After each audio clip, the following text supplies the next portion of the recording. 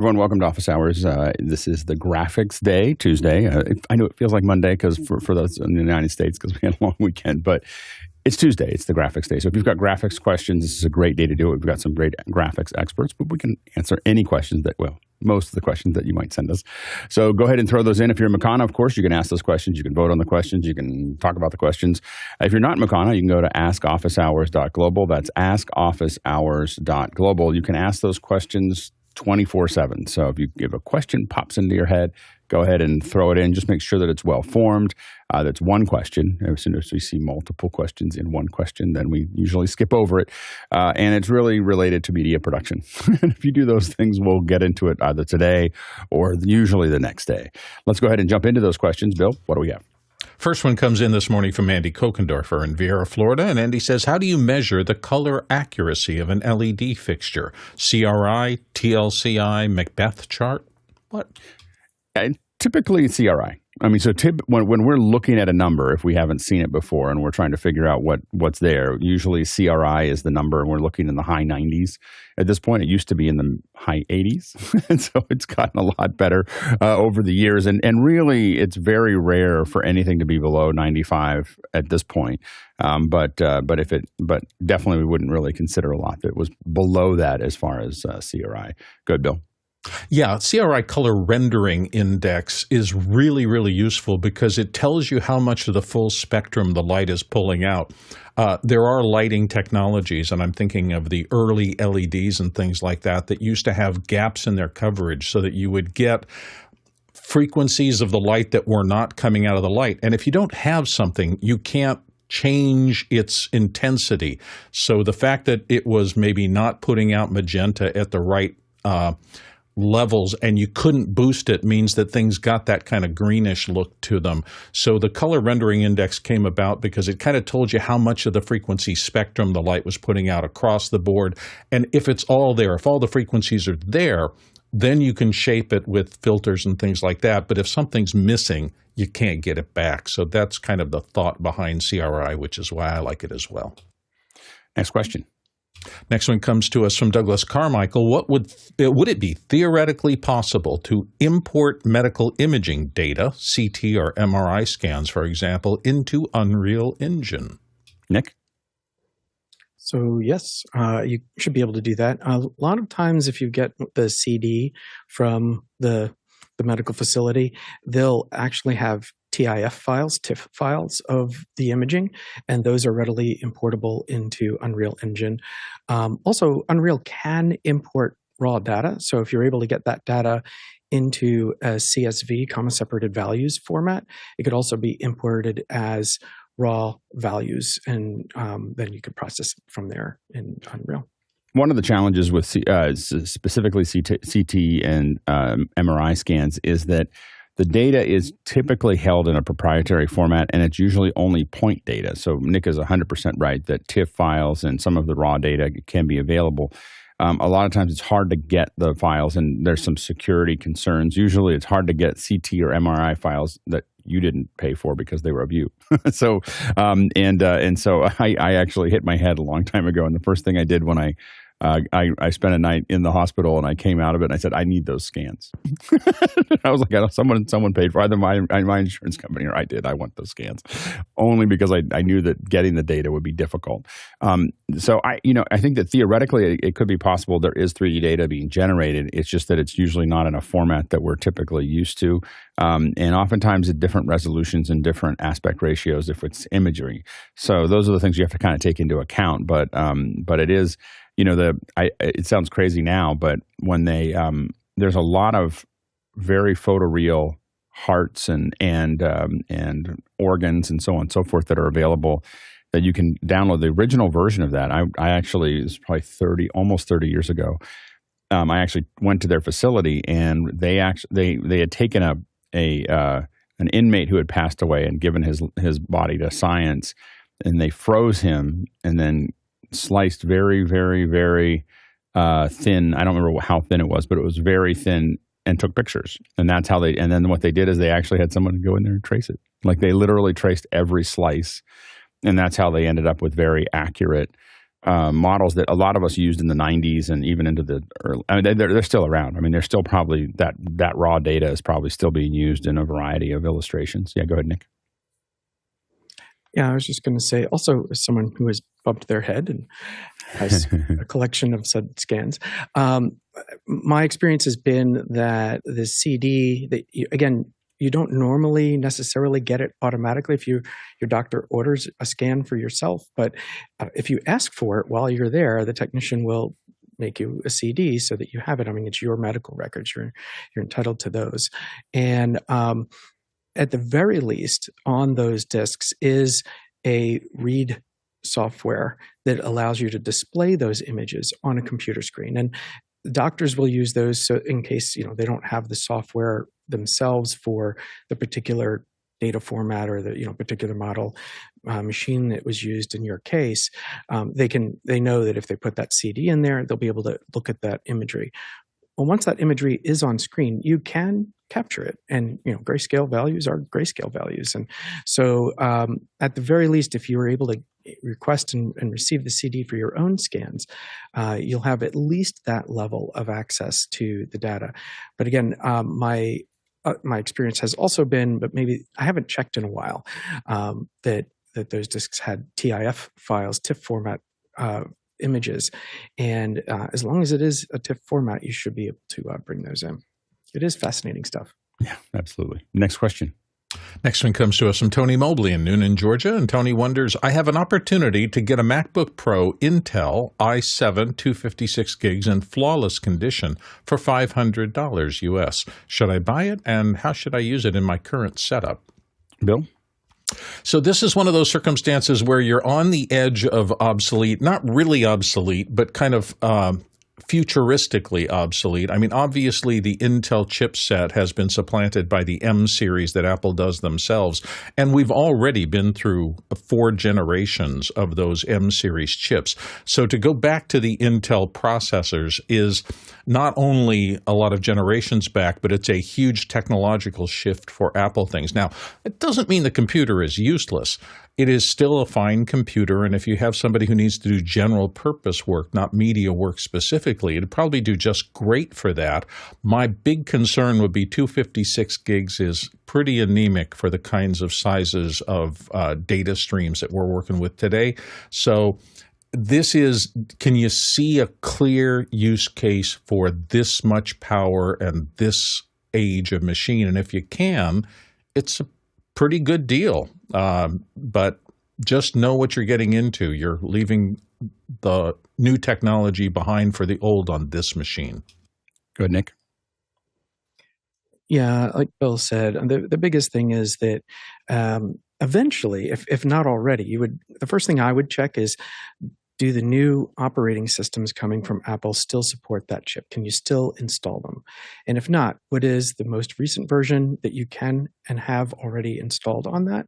And then finally, now you can check, well, what software can I actually get value out of that runs on that operating system and on that Intel chip? Now, there could be loads of things, right? So ATEM, and various other Blackmagic control of their equipment is very lightweight software. So that should run perfectly fine on something like that, assuming it's all still supporting the Intel platform.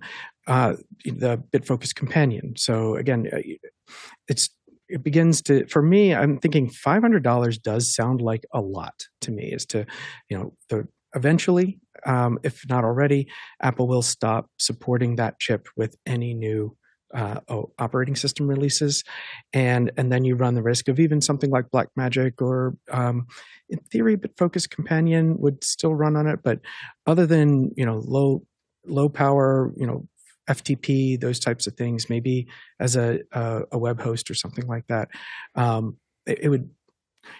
be concerned about it running out of time eventually. So there you go. I wouldn't buy it. I think that would be it. I think that you can get a new M2 Mini for about $599. If you go to the Apple pre-owned, the refurbished area, this is Apple refurbishing, and this is not a random thing. You can get an M1 Mini for $469. And so that's less than that laptop. And now you're talking about an M1 instead of the laptop. The M1 is probably 10 times faster than that i7. So so it's probably 5 times faster than the i9, 10 times faster than the i7. And so I don't think, unless you really need it. And the problem really is, as someone who has a bunch of Mac Minis and a studio in their system, a laptop is not particularly convenient. So it's not something that I would use necessarily inside of a kit. I'd rather have all the extra I/O that comes with a Mac Mini, and then plug that into my system and get another monitor with the money I saved, and not to go down that path. So I don't, unless you really need a laptop, I wouldn't do this. Next question. Next one comes to us from Tlaloc Lopez Waterman, who is in transit at the moment, and I think this has to do with Rick Markley's discussion before. For the Pink Floyd show, what media server do you use? WatchOut? It would depend. I mean, what media server would I use? An EVS. and what's funny is that most people who do concerts and events don't even know what an EVS is. But if you were asking what I would use, it would be an EVS, because I just know that it would work, and I would have a lot of flexibility, and I could move really fast, and I could, and in the grand scheme of things, I could probably get a good rental situation out of it, but you would need specialized operators. My guess is WatchOut might be what they're using. WatchOut we used to call that Lookout, because we never knew exactly what was going to happen. With it, did not have a lot of great experiences with WatchOut, I have to admit. Other ones that are out there, of course, are QLab, Softron, Arena by Resolume. Those are the ones that we often, Aluminum, I think, is another one that may be used for mapping and may be used for playback. So those are some of the ones that we've seen add a lot of these. I think that, Arena from Resolume is a pretty popular one for those types of things, because oftentimes it requires some mapping. Go ahead, Rick. Well, we have been using VDMX, but since that's Mac only, we've been looking at Touch Designer, since that's both Mac and PC compatible. So that's what we're currently using. Using that for playback? Yes. So and Touch mapping. Designer. And mapping, yeah. Touch Designer is really powerful. It's something I want to bring on the show. I was just talking to someone. Basically, Touch Designer is I think of it as a compositing tool, so it's a video manipulation tool that lets you kind of build, nodal workflows to do a bunch of stuff. And it's something we really should get them on the show to talk about. I was just talking to somebody that was doing some stereo video stuff that uses, they were using Touch Designer. So, but yeah, I haven't seen it used as a pure playout system, but it definitely could be. Yeah. Next question. Paul Wallace in Austin, Texas is up next. Canva's radical overhaul aims to destroy Microsoft Office and Google Workspace. Do you think it will? And there's a link there. Destroy is a big word. It usually doesn't take into account the inertia of business. I don't think anybody in Microsoft and Google or watch the Canva presentation and went, what are we going to do? How are we going to respond to this? There's a certain level of weight. Zoom is also putting in a bunch of Office tools that allow you to do it. The hard part is that once you get these into your company, it's really hard to get them out. You have a bunch of files that are already in that format. You have a bunch of people that know how to do it. The weight of movement is very, very difficult. This is the inertia or momentum of business. And so, getting in is important. But the companies that are using Microsoft or Google or Zoom, the chances of getting them to change anytime soon is very low. Now, I think where it's really open for Canva are lots of little companies and smaller companies and individuals that aren't tied into those things. So I don't think that Microsoft and Google are under any kind of serious pressure from this, I do think it's a real big opportunity for that kind of lower hanging, much smaller market, which I think is what has been the bread and butter for Canva. Nick? Yeah, I think that no matter what, these other tools, PowerPoint and Keynote have been around for decades now, and they have deep feature sets that not everybody needs. And so I think there are going to be features that exist in each of those tools that there are people who depend on those features, and they're not going to be in a brand new Canva because broadly, those aren't features that are needed. I've seen folks working with Canva as a substitute for Photoshop, and I would suggest to them, oh, well, just drop in an adjustment layer so that you can, change the overall saturation or color tint of all of this. And like, well, I'm working in Canva. I can't do that. Well, but put your work in Photoshop and you can, if that's the kind of work you're doing. So I think, like Alex said, that Canva does have a lot of value that it brings to the table, that it takes a different direction. So there are folks that can open up Canva and they can make far more attractive things than they are capable of creating in something like Keynote. Keynote's incredibly powerful and has 3D support and all this kind of thing, but not everybody knows how to use all of that. So I think that it'll be a long time where all of these tools are used by different constituents. And I think there's room in this market for all of them. I would love to see Canva, by the way, take on more broadcast rundown type of functionality and multi-screen playout type of things, so that you could potentially build out a presentation that spans multiple screens, multiple screen dimensions, that sort of thing.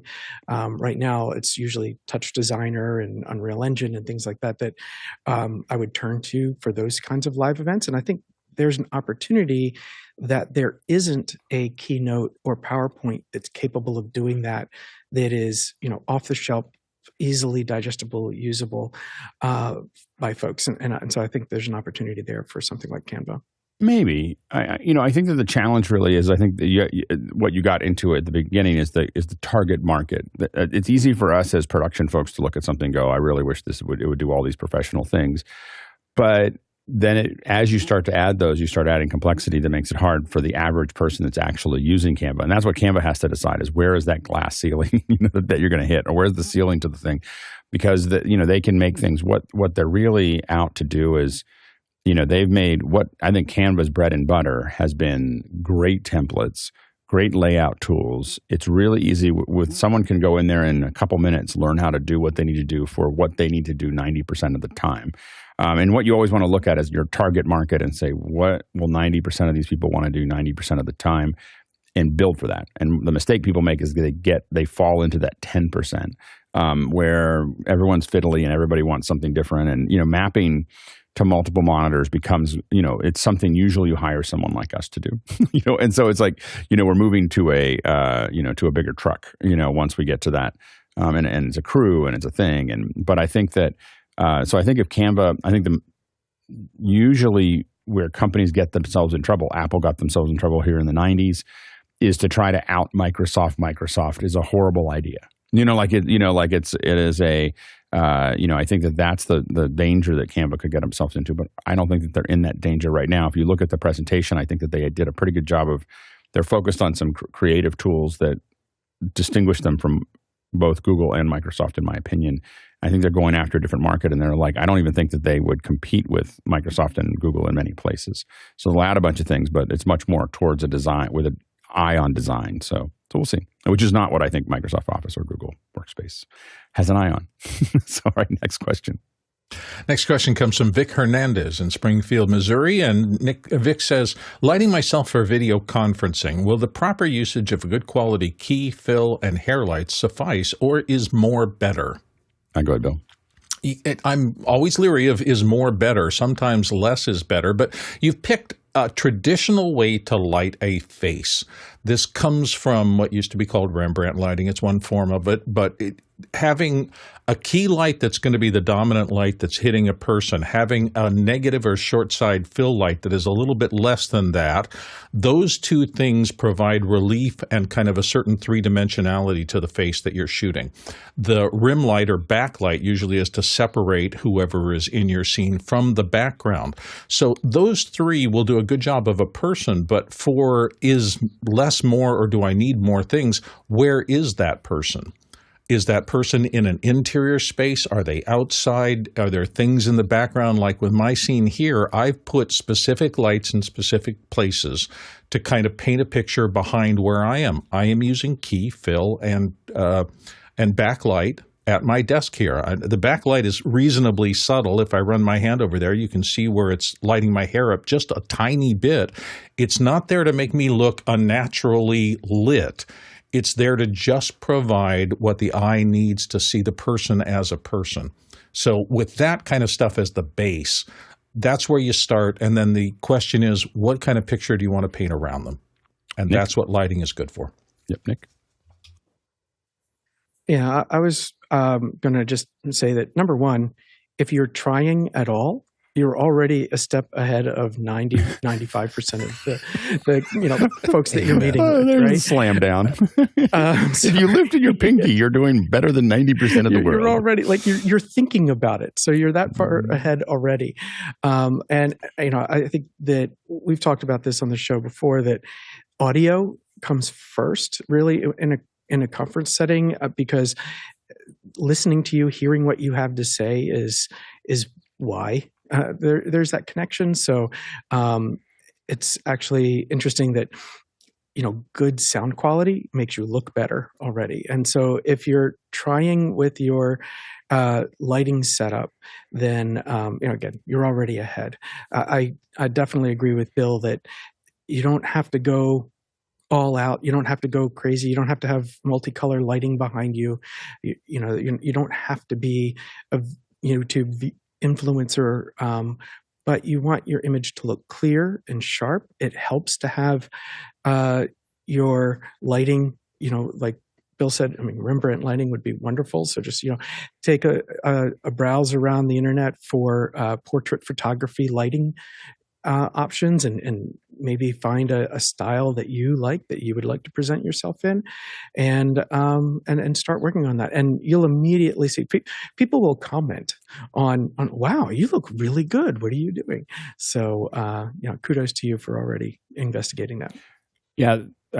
In general, the cheat is big sources. So you'll get lights. It's hard to buy lights that you want that, or afford lights that you can have a big source. My source that I'm using for this is 3 feet by 5 feet. Now, it's not a light. It's EMT rail that I bought for, I think, $10, maybe $15.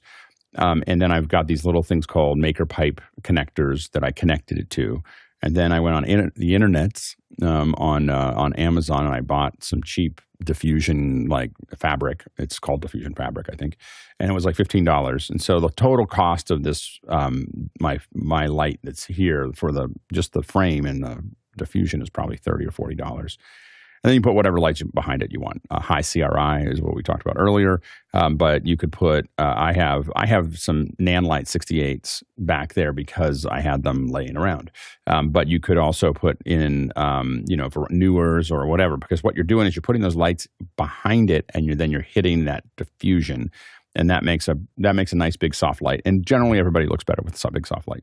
You can get, some people look better with smaller lights and so on and so forth. They can get away with it. But I'm just saying that a big soft light is the easiest way to just turn it on and have it work. Generally, what I do is I put it up so that I go up as high with lighting anybody. I go up as high as I can, where I still see highlights when they're looking at the camera. I still see highlights in their eyes. And what that'll do is that'll define your chin a little bit. And it makes it, it makes everyone look a little bit better for the most part. So that's there, and then a hair light, and then any other lights you want to do. But it's not that that's the only way to light, and there's a lot of people that will have a more artistic light, but I'm just telling you that when in doubt, adding a 3x5 frame with lights behind it will work. And so if you're looking for just something, I just want to turn the key and have it look much nicer than it did before, that's the easiest way to do it. And then, of course, again, if you really want to spend time on it, you can do a lot of things that are really cool. But I've lit a lot of things, and I watch every time 2020 or 60 Minutes or whatever, every once in a while they'll cut to the back. They'll cut around to show you the behind the scenes. I was just looking at one, and I don't remember what it was. It was just like some random, I kind of skipped through looking for these behind the scenes that has become kind of their culture. And generally what you see are giant sources, big diffusion that has lights on the person. Every interview they're doing, if you watch a 60 Minutes or a 2020, generally you're looking at sources that are larger than 2 or 3 feet wide and 5 feet high, or some version of that. They're doing that most of the time nowadays. So just take that into account. Next question. Matthew LeCount in Oakland, California. Up next, I have a 2-camera live stream setup, 2 cams with audio from the mixer into an ATEM 2ME. And the client wants to add 2 commentators, 1 cam, 2 mics. Recommendations? So I'm a little confused by what you have versus what the client has, because it seems like the client has less than you do. So I'm not sure where the commentators are coming from, or if they're in the same place that you have there. So maybe you can ask that question a little bit more clearly. We can answer it. But what I would say is if I have two cameras, if I have one camera, it's not going to look great. Like one camera with two people never looks that good. You're always going to get a lot of profiles, especially because they're going to look at each other to do that, unless they're looking at Zoom or something else like that. With two cameras, typically, if we only have two cameras, what we'll typically do is have a wide shot that captures the moderator and the A commentator and the one that we're going to spend the most time on. So the close-up is on the one that we're going to spend the most time talking. And so we would have a wide shot and then that close-up capturing that second person. Once we add three cameras, then we start doing close-ups of each one of them with a wide shot in the center. And that's the 3-camera shoot for a small one, for a small group of people, is a pretty common format for us. So those are the things to kind of consider as you wrap that up. But ask us that again, because what you have, the combination that you have there, I don't quite understand what you're shooting. Next question. Francis Frey in Cambridge, Massachusetts. When I created videos in 1080p, I recorded into Zoom. Now that I can create 4K videos with the Constellation 4K, what are my software recording options? Ease of use is a priority. Yeah, so congratulations. Now, the question is when you recorded those videos in 1080p and you're recording in Zoom, were those people coming in over Zoom or local? If you have a 4K and they're coming in and they're local, then you're going to want to look at a local record solution. And typically, we would use some version of a hyperdeck. The hyperdecks are going to be the easiest thing for you to tie into the Constellation, and you'll be able to record the program. And typically what we would do when we do those records, and you can record, a lot of the hyperdecks will do 4K as well as 1080p. They'll do ProRes. A lot of them will do H.264. Now, I have a tendency to use the full-size hyperdecks to do those. One of the downsides of the newer hyperdecks is they don't have analog in, which means that we can't put a lot of different audio on them. But otherwise, they're a pretty good solution for that process. So I use a lot of the full size hyperdecks for those, but you can also use the smaller ones with the SD cards, and you'll be able to put 3 of them per U in there. So you could record them, and that's a pretty easy use case for it. You can automate them, using their IP controls. You can tie them and automate them, or work with them with the. You can work with them directly from the switcher. So having that would make a lot of sense. And so those would be the things that I would think about there. That's the easiest way to do it. And what you're looking for recording is typically I record a 2 dirties, 1 clean. So the dirty is with all your graphics, your downstream keys. You don't get to, you're still stuck with your upstream keys, but your downstream keys, the separate bus will put out a clean. So you have 2 dirties and 1 clean, and then ISOs of all the cameras. And that's typically how we approach most of our records. Next question.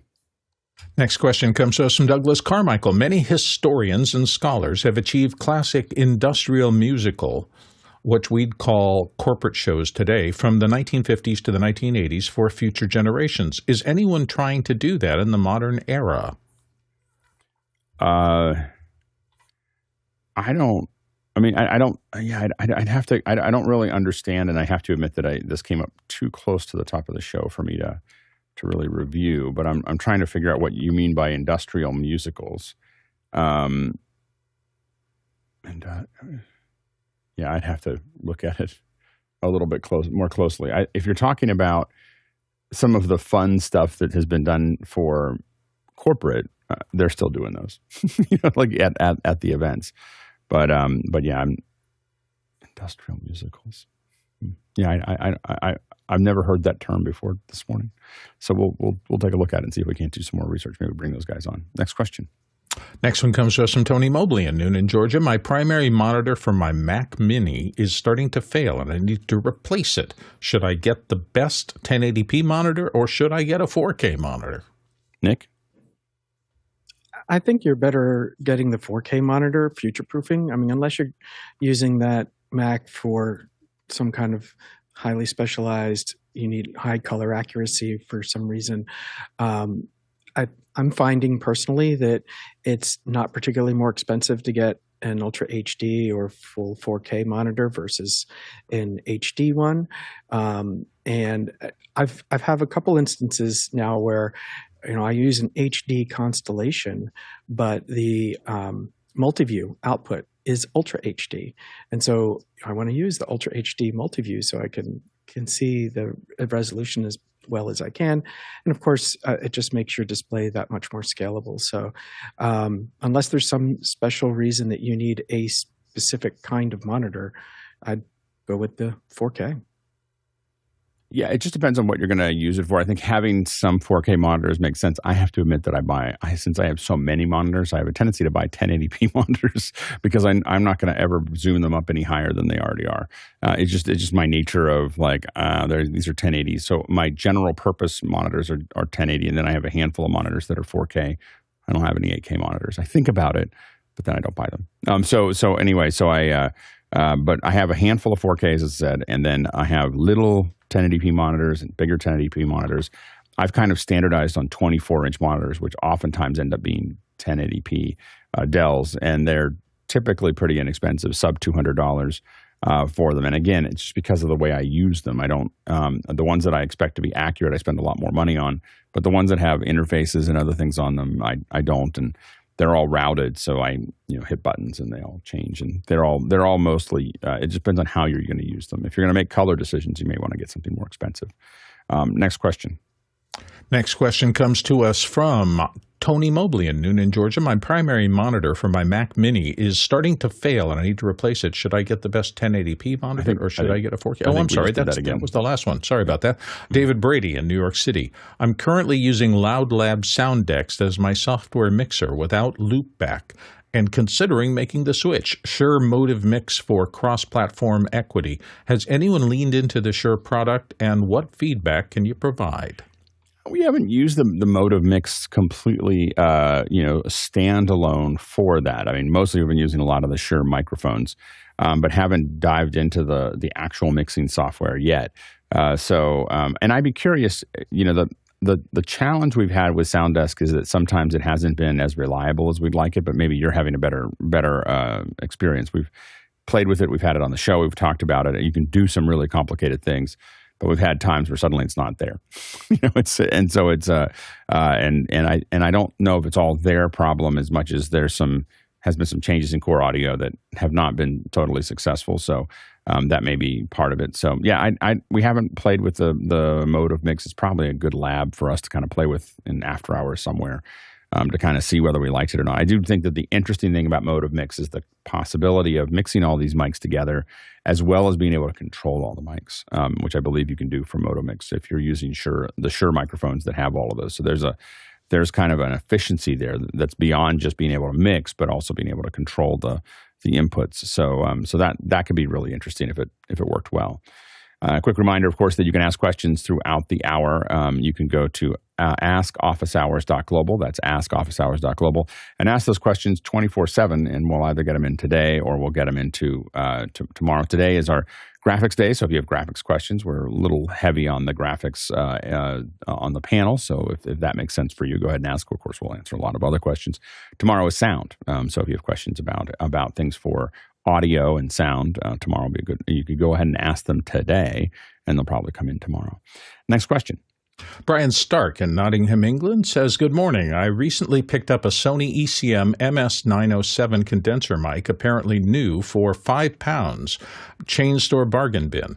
Amazon UK currently have them for £135. Reviews suggest it's a reasonable mic. Do I have an exceptional bargain or a paperweight? Go ahead, Bill. Well, you don't have a paperweight, but you do have not an unusual mic, but this is a midside mic. I kind of saw that when I saw ECM MS907. The MS stands for midside. So midside is a miking technique that has been around for a long time, and it's very specific. It with a single mic, gets you a stereo perspective, but it has two capsules in play, one directional pointed out to the front. The other is a figure-8 capsule that is spread side to side, and if you decode that signal properly, you can get a stereo image that you can collapse or expand as necessary. Now, why is that good? because if you want to be able to control the stereo imaging of the mic post actual recording, you can do so. It's a little bit negative in that if you want to use this just as a general purpose mic, you have to dump out the figure 8 stuff and just use the center channel. So it's mono compatible, but it is not a mono mic. So because of these factors in midside mic recording, it requires a little more thought to use. It's not just a plug it in and it's going to be great and you're going to love it. If you do that, you're probably using just the mid capsule on it, and you're wasting a lot of the capabilities of the microphone. So do a little reading about midside. Make sure you want to play in that field. If you do, it's a great mic. You'll have a great mic for experimenting with that collapsible stereo field. At 5 pounds, I think it's a good deal either way, even if you're just going to experiment with it. Next question. Next one comes from Zach Stallsmith in Chautauqua, New York. And Zach says, I use a KVM switch with 2 machines, Windows and Mac, and every so often the USB connection for control of peripherals seems to break. Are there driver or OS issues that may cause this? And he's got a link there to an Amazon product. Nick? So one thing that's not quite clear from the question is whether your peripherals that are not your keyboard and mouse, if they're connected directly to the computers themselves or if they're connected through the KVM switch. I think one thing to keep in mind is KVM should work fine as a KVM, but it's not usually intended for you to have other peripherals connected to it. So I wouldn't necessarily connect a Stream Deck or a printer or anything like that through the USB of the KVM itself, because you are interrupting that connection. The better KVMs out there will emulate the presence of the keyboard and mouse for the computer that's not active through the KVM. So in theory, the computer shouldn't actually know, quote unquote, that the real keyboard is connected or not. Ideally, that would be your scenario. The model that you linked to, it does have its own power supply. So ideally, switching from one computer to another isn't introducing any kind of additional power draw from your USB. So I think that those would be my main recommendations: is not to have peripherals connected to the KVM. Perhaps try to have the KVM connected to a different USB bus than your peripherals are. Maybe you connect the KVM to the a USB 2 port instead of a USB 3, because USB 2 should be plenty for a keyboard and a mouse. And hopefully you would see less interference as you switch between the two computers. Next question. Mikkel Kemkoller in New York, Jersey says, are there any New York places that can digitally transfer a Quantigy 467 digital reel-to-reel tape with 24 tracks to WAV files? Not many houses seem to carry the machines needed anymore. I don't know if I'm sure there's somewhere in New York that can do that transfer for you. Where we do see some of those, there's a variety of tape transfer locations in Los Angeles that do it, and they carry just about everything. So they're trying to pull those things out of archive. I don't know New York as well. I was just doing some research. I have a Super 8 tape that I want to make sure that is taken good care of, and that I haven't played probably for 20 or more years. So I want to make sure that I send it to someone, and I've been doing some research. And so I think that you're going to find more options in LA than you will in New York, but I can't imagine that there wouldn't be somebody in New York that would have this. But I know that you'll find some of the higher end transfer companies in LA generally have almost everything in stock, or somewhere in the building. Go ahead, Bill. Yeah, it was interesting. I just watched a YouTube video about somebody who had come up with an Australian mix of the master tapes from one of the Beatles recordings. This was a TV show that they had sent it. It's the only one they knew of. And the fascinating thing was that at Abbey Road Studios, they were bringing in that tape. They were getting an old machine out of storage, and they walked you through the entire process of what I'm going to look at this tape and decide what is necessary to pull those multi-tracks off of it. It was very complicated and very time-consuming, and the video was really fascinating to me but there's a lot of steps here, and you do not want to take this lightly. If you're trying to preserve archival important footage, exactly what Alex is saying, take your time, research it, find somebody who understands how to do this, because just generally slapping on a machine and hitting play is a very bad suggestion with old magnetic media. So both David Brady and Mickey suggested Dubway Music. So there you go. That's the power of our online. Dubway Music is in New York. Dubwaymusic.com. You can do Dubway Music, and here's their. Whoops, this is their website here. So Dubway Studios, and I think that they have somewhere in here they have transfer what we do, and there's media transfer, and here you have. Their wide variety of tape baking and audio restoration. So this may be.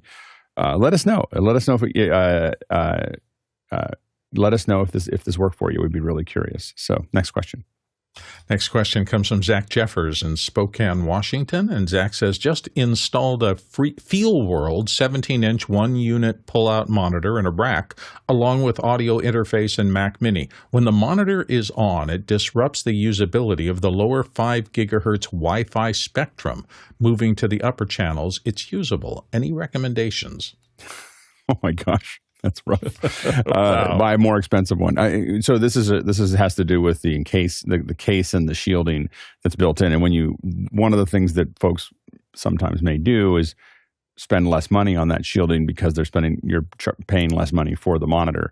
And so I don't think that there's going to be any. I mean, maybe you could wrap it with foil.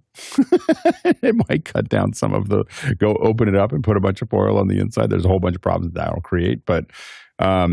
I don't know. I think you're going to have problems with it, and I think it has to do with the fact that you got a fairly inexpensive solution, and it's spewing out RF. So anyway, I think that it's they're just not spending as much money on that kind of thing because you're not spending as much money on the monitor. So I think that that's going to be the challenge that you're going to have. I don't think there's a solution other than getting a more expensive one that may have better shielding. Next question. Unfortunately, I had a little crash here, and I don't have it. Alex, can you do this one? And next question is from Paul Wallace in Austin, Texas. And Paul said, discuss Apple's Project Greymatter, integrates AI tools in apps like Safari, Photos, and Notes, mixes on-device with cloud processing. And there's a link to it. He puts a link into it. The reality is we don't know. I mean, what we hear is a bunch of rumors. So we'll have a lot to discuss in 2 weeks. So in 2 weeks, Monday, June 10th, Apple's going to have WWDC. We will be covering it here. And they'll be talking about all of those things. So we don't know for sure what they're going to do. A lot of us assume that Apple is going to do something where they mix and match. They do a bunch of daily tasks that you want to use AI for. On your phone where it's private, it's accessing all the data on your phone, it's putting all those things together, and then they're going to let you go out and use something like Gemini or OpenAI for other questions, and they'll tie it in. So I think that that's probably what we're going to see. That's what we're assuming we're going to see, but the details of that are unknown yet. So I don't know. Again, as an Apple user, I don't really feel I use AI on my Macs all day, every day. And I don't really feel like I'm missing anything that Apple has to do. So I don't think there's as much pressure as people put on Apple that they really have to do anything very fast. But I think that we will see some response to that as we get. Next question. Next question comes to us from Zach Jeffers in Spokane, Washington, trying to acquire Whirlwind THS4 announcer boxes and affordable analog mute cough talkback system. Is there an affordable digital setup that doesn't require a large investment of rack hardware and licensing to add this functionality? I mean, there's always more affordable ways to do it. It just really depends on what you're trying to. You really have to very carefully define what your mission is, for that. So, what exactly do you want to do? Do you want to talk into someone's? What does the announcer need to be able to do? They need to talk back to the crew. How many channels do they need to talk back to the crew? They're assuming they're getting IFB. Do you need to mix the show in, or is it just straight? When you say digital, do you need Dante? Yeah, so there's a bunch of things. When you figure out what those missions are, then you can start to really figure out what you could do. There's always solutions that are harder to, that are more cost effective. But almost all the time when you save money in this area, you're going to spend more time in so he said simple one channel talkback, show and talkback. I don't have you could probably use even some of the, I guess the question is also what mixer are you using in that environment? Because you could build something where you had little controllers and so on and so forth. It's just a lot of time. You have to, when you're looking at, like I use all my announcer boxes for the last 15 years have been Studio Technologies. And so and the reason that I do that is because it's not because they're inexpensive, because they're not. It's because I value time, and so the time to fiddle with it and the time to build it is something that I calculate into the cost of purchase and the time to manage it over time. And so time is really the thing that I'm very stingy about.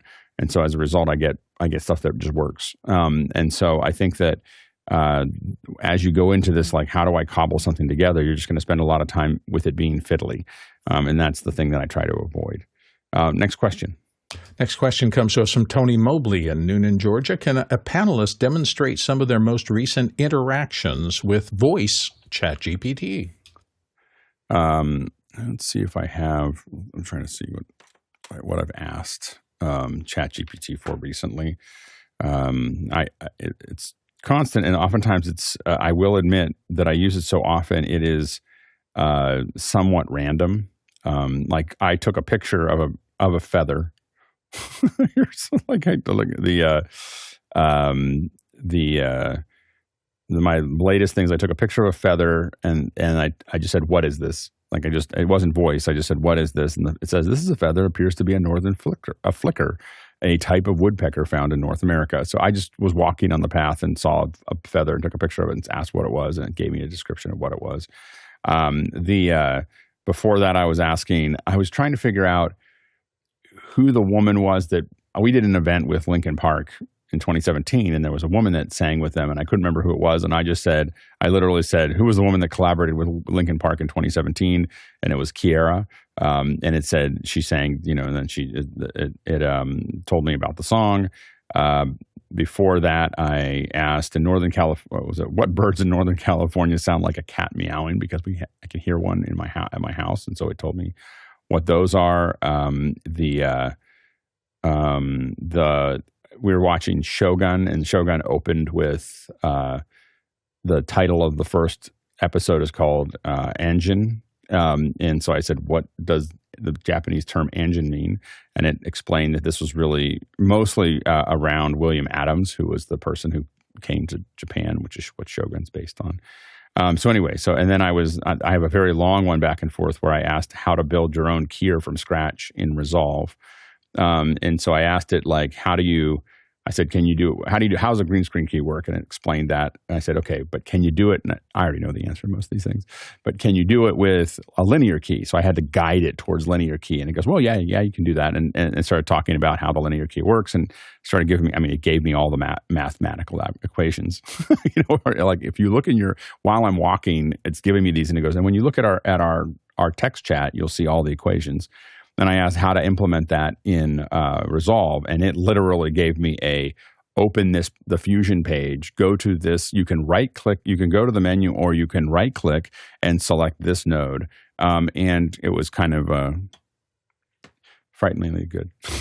so like I was of how clear and precise it was. I don't know if it'll always be that way, but right now it was good. So those are some examples of stuff that I've done. That's probably in the last 24 hours, maybe 48 hours. Next question. Zach Stahlsmith out of Chicagoland, New York. I'm running the latest OS on my Mac and have trouble getting Safari to launch, or it freezes as soon as the web page loads. Chrome loads right up with no issues. What might cause this with Safari? You should do a clean install. Something happened with your update. In general, you want to try to avoid major updates without doing a clean install. So when you jump from one number to another, you usually want to do that. But it sounds like there could be a couple different things that you could do. You could get rid of the preferences. You could clear the caches. You could also, if you're not going to do a clean install, you could also, I don't even know if zapping the PRAM makes any difference anymore. But we used to. That was like, when in doubt, zap the PRAM, and it'll get rid of a bunch of things. But I don't know for sure there. But it probably means that you just updated, and there's some misconfiguration between the preferences that Safari has and your operating system, and so you got to get rid of those to get back to normal. Go ahead, Rick. If you have another user set up, you could also log in as that other user to see if it's just related to your users. And also, there's a safe mode you can boot into as well. I'm trying to remember. I think just holding down the Shift key when you boot up puts you in safe mode. Yeah, it's great. Yeah, absolutely. Next question. Eduardo Augenstein's up next from Panama. I've been using Companion 2.x, and lately I lose connectivity to my Stream Deck. It has the orange badge, which goes on and off, and presses are not going through. Have you experienced this before, and what could cause this issue? Go ahead, Nick. One thing you didn't specify is what platform you're running Companion on, since it runs on so many. I've heard of quite a few folks that struggle with connectivity if they're using Companion on a Raspberry Pi. I don't know what the cause of that is per se, but one of the things that I start thinking about is that the Stream Deck is powered by its USB connection. So I would want to make sure if whatever machine that I'm plugging it into, that I'm not overloading the power demands on a particular USB bus, so that the connectivity to the Stream Deck is stable at all times. I guess I would also be looking at making sure that there aren't other demands on the machine in terms of Companion latches into quite a lot of the networking services on a machine, as well as the USB port for direct connection to the Stream Deck. So I'd want to make sure there isn't any contention for a network port that it's using or anything like that, because that could upset the flow of consciousness for Companion itself. So those are the kinds of things that I would be looking at. Yeah, the first thing that I would no, he said, I just asked all of us went, is it a USB hub? But he said it's directly connected to the Mac Mini, and it's interesting. Yeah, it seems like a very odd problem with the Stream Deck and Companion. And Edward, he says it starts showing the orange badge when the connection to the API is not working. Because the thing that we would normally, anytime someone says they have trouble with any kind of peripheral, the first thing we'll go after is the hub. Like we just go right to the hub. Like, are you using a powered hub? Are you using what brand of hub are you using? There's a bunch of them that we like and don't like. It sounds like he's going directly into his Mac Mini. I guess my only question is something else trying to use that port? And so that would be looking at, and if it's suddenly working, the general process that I have. I don't have an answer for this thing here, but I would look at, have I changed anything in my system at all? Like really back up and go, have I changed anything in my system in the last, from whenever this started to whenever and oftentimes it can be a minor thing. I added a new keyboard. I plugged in a new camera. I did something else. But really think about what has changed. Have you updated the operating system at all? Are you running any new applications? Is it any kind of new script? Are you plugging anything new into the computer? Those are the kind of things that I would go after to try to find this question. Next question. Next one comes to us from Zach Jeffers in Spokane, Washington. I'm trying to build a low-latency remote contribution system that ultimately hits vMix in the cloud. Is vMix call reliable enough to use, or should I look at doing a lower latency SRT configuration? And how about streaming 2 360 links? People have used vMix call. I find that we found that a lot of folks have not been. It's not been super stable. So I would highly recommend looking at the Zoom in the cloud, looking at Zoom Rooms as well as the Zoom integration. You could use the Zoom integration directly into vMix, or you could use Zoom Rooms and deliver those to vMix. So you could do either one of those. So those would be the two ways that I would look at it. But I would probably use Zoom integration over the vMix call, which is from folks that I've worked with have been a little less solid. SRT is going to be more stable than either one of those, as long as you fully test it, make sure that all the ends are working. But it's not going to be as low latency as the Zoom integration. I don't know what the vMix call integration is. I haven't used vMix call for 4 years, something like that. It was like we used it early in office hours as some testing, and it didn't come out in the way that we wanted it to, so we stopped doing that. So that's the last time I saw it. So anyway, so I think that Zoom's going to give you better interaction. SRT is going to give you a more stable connection. Next question. Tommy Shantz in St. Paul, Minnesota. I picked up a Dell 5820 with 2 NVIDIA P1000 GPUs. Is that good enough to get started with Unreal Engine, or do I need to get a newer RTX machine? Go ahead, Nick. I would definitely suggest getting a newer RTX machine. P1000s are, the Pascal era. If I remember correctly, they're pre-GTX, and I'm expecting that the machine that they're in is pretty long in the tooth in terms of what its CPU is well.